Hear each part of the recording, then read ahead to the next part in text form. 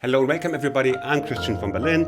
Endings leave the final impression for a song, so they're really important. My aim was to show you different methods for endings that are at the same time as universal as possible, so that you can then apply them to all kinds of songs. They must be easy to replicate and they must make you sound good. I hope I achieved that.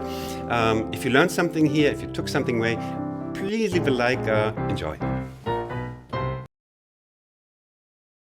For the first example, what I call the approach chord ending, I will show you the ending of a classic, and there will be already a couple of nice tricks in it. Let's have a listen.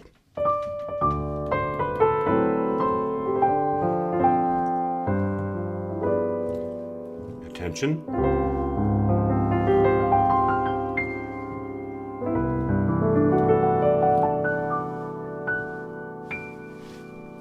I put this in C, it's usually in E flat, and what we are interested is in the dominant chord, which, the 5 chord wants to resolve here. What we want to do is we want to delay the final ending. That's what we want to do in life. We do work out, we eat healthy to delay the final ending. And sorry for this metaphor, but that's what we want to do here. And we want to create some tension also. And now, instead of going to the 1 chord directly, we do this. And this is the neighboring chord. Like instead of going to the C major chord, we play the D flat major 7th chord, and this creates huge tension. We just want to go home, to this one. Again, we are on the dominant 7th chord. In 95.9%, you will have an ending where there is the standing dominant 7th chord wanting to go to the resolving 1 chord. Same here, and we just put this in before, and we have some time here. We can stretch it. I call it the chewing gum timing, and I played something, and there's a second little trick for you on this approach chord. Listen to this. There's one interval I played, and that is really fancy and a great and simple trick. Please excuse that I cannot show like the whole arpeggio stuff I played for the example. One reason is I explained this already massively in my bar piano course.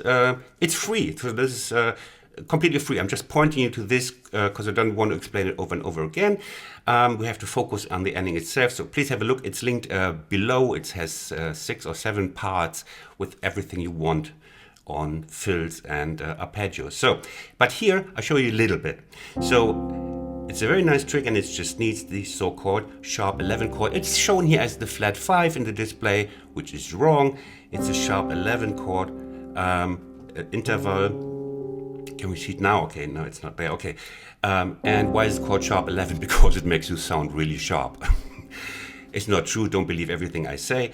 So you see, it's the interval from the D flat to here, and you can just repeat it together with chord notes, major 7, sharp 11, and make an arpeggio from this. And then was another thing.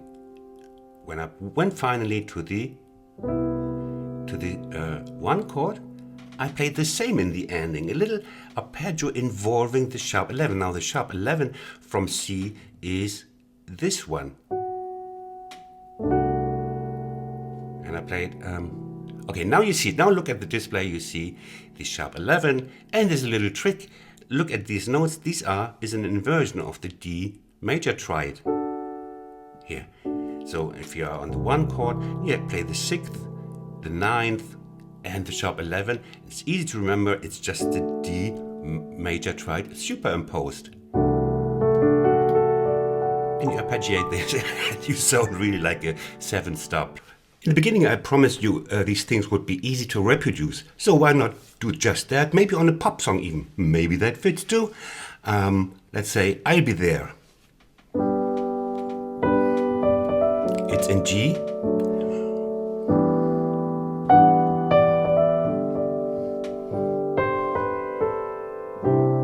And now we are on the D7. Target chord is G, the one chord, and we take the approach chord, the A flat major 7.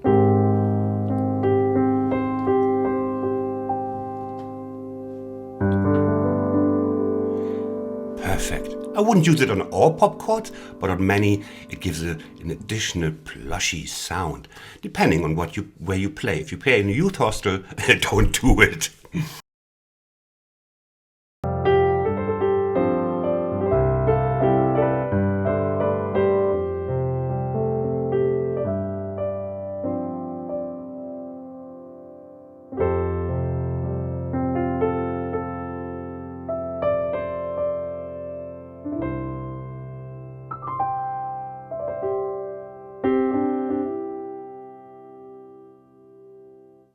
So what we have here is the suspended subdominant.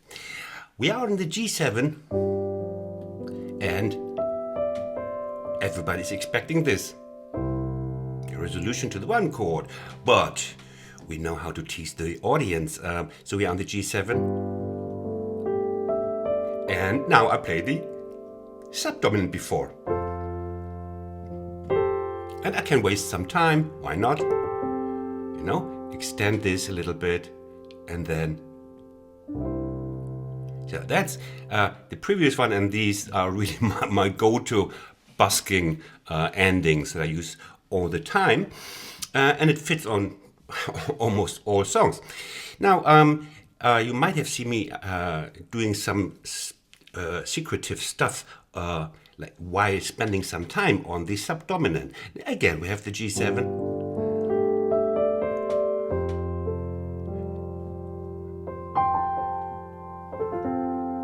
Then go to this. So what I do here, well, again, plenty of stuff of that, what you can do there in my bar piano course, but I will give you some things to hold on to. We all love like some fixed things. So G7. Now we are on the subdominant, and for example, the swipe note between the major second and the major third, or an arpeggio, and this is really a go-to, it's a universal go-to example. Things. When my brain cells are not working, which is most of the time, I play this. Even I call this in my course the sugar arpeggio. Always sounds good. It's very easy. You know, we are on F, and you start on the fifth of the chord you are in. Then you go to the root of the chord you are in and play between the root and the major third. We're in F. You see, fifth, root, and going up to the third, and then you arpeggiate this. Always sounds good. It's really universal. You can go it down. Or you just play and you're all set. And you do the same here. Swipe note to the third, and then you can. And that all, like I said, same notes. I use for the arpeggio. I told you it's a universal winner. You just arpeggio, and it sounds always really great. Now there is a close relative. If you remember the song Reality, Richard Sanderson, Dreams are my reality. I'm sorry for this example, it's an important song of my youth. I wept many tears. Sorry. And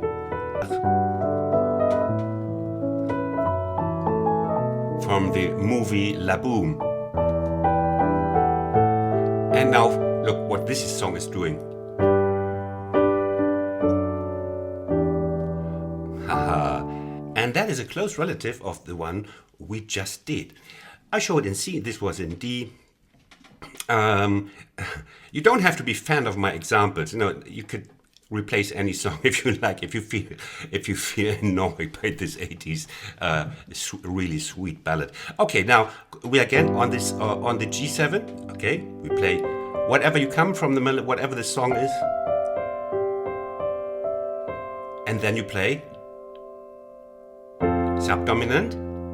Now look, this rundown. It's the root chord, the target chord, the one chord, but with the major third in the bass, the E. Then you play the two chord, the D minor 7, and then you end on the 1. It's very dramatic and very effective, quite a tearjerker. Subdominant, see? And it sounds really good if you have the root of the key you're in this case, C, on top, because it stays there. And you just play this.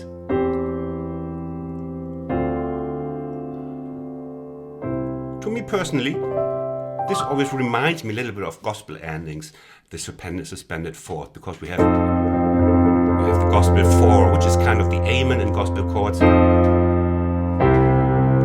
see, or Hallelujah, Hallelujah, oh Lordy.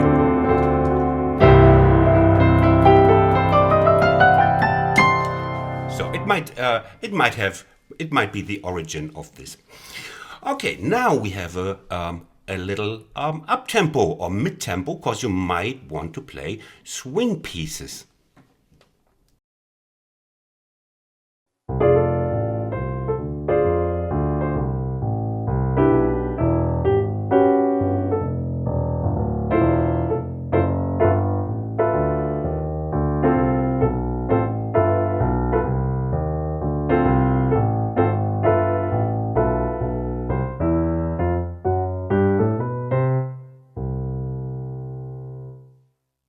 This is the ending of all of me, but the two tips here, the ending tips included in my example, are universal for many, many swing songs.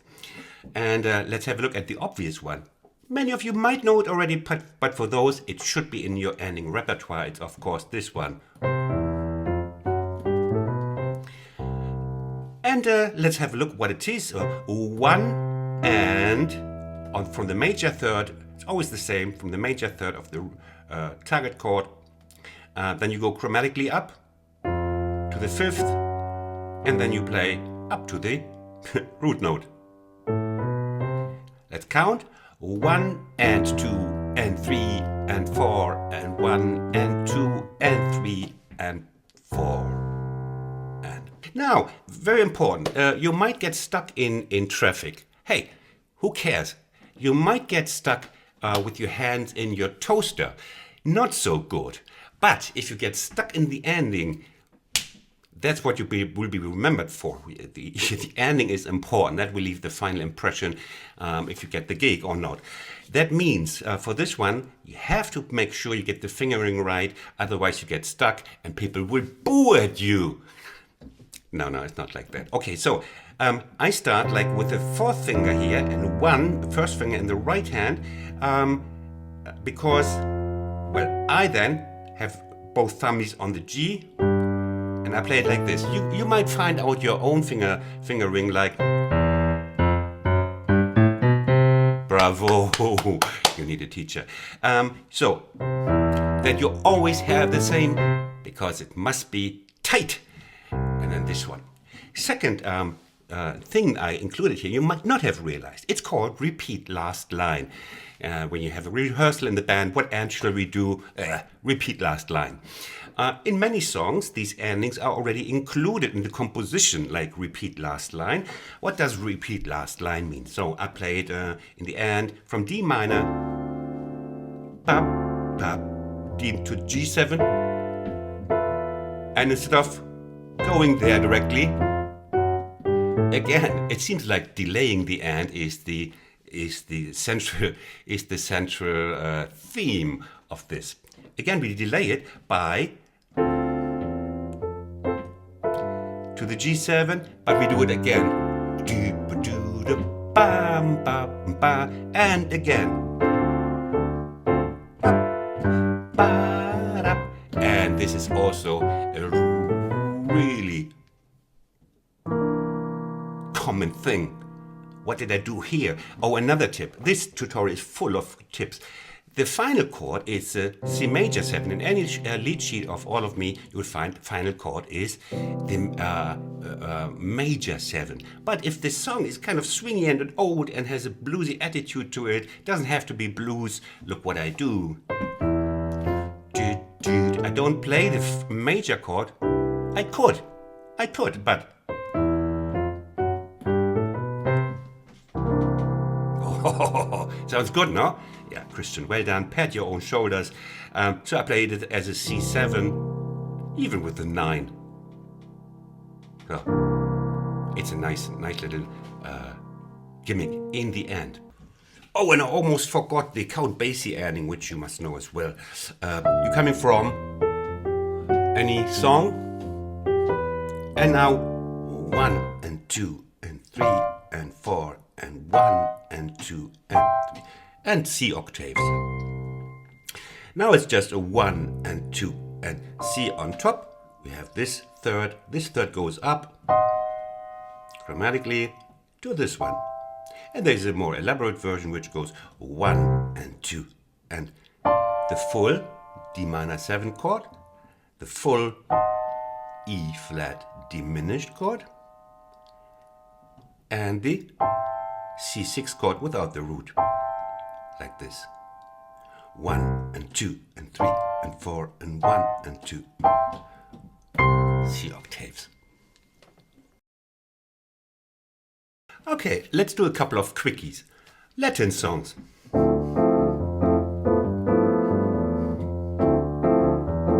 And now, and, ba-ba, and, and. So, what was that? Again, our old friend, the chromatic neighbor, is involved. So it's like the thing is in C, so we play the C major chord. I'll have to play it with a 9th in Latin. So it's like 1 and 2 and 3 and 4 and 1. It's the D7, 9, 7, 9, 3, 5, 1 and 2, and you just repeat this.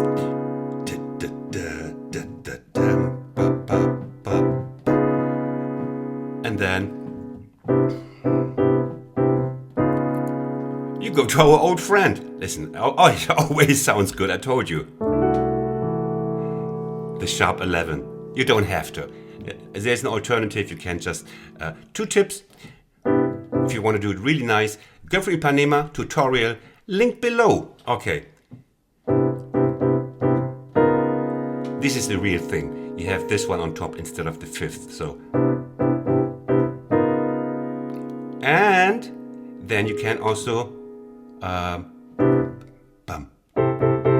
That's what I also do when I do with singers this song. So you have, in the end, you just have the C chord, maybe with the 6th here. Cha-cha-cha ending. You do the cha-cha-cha ending. More quickies?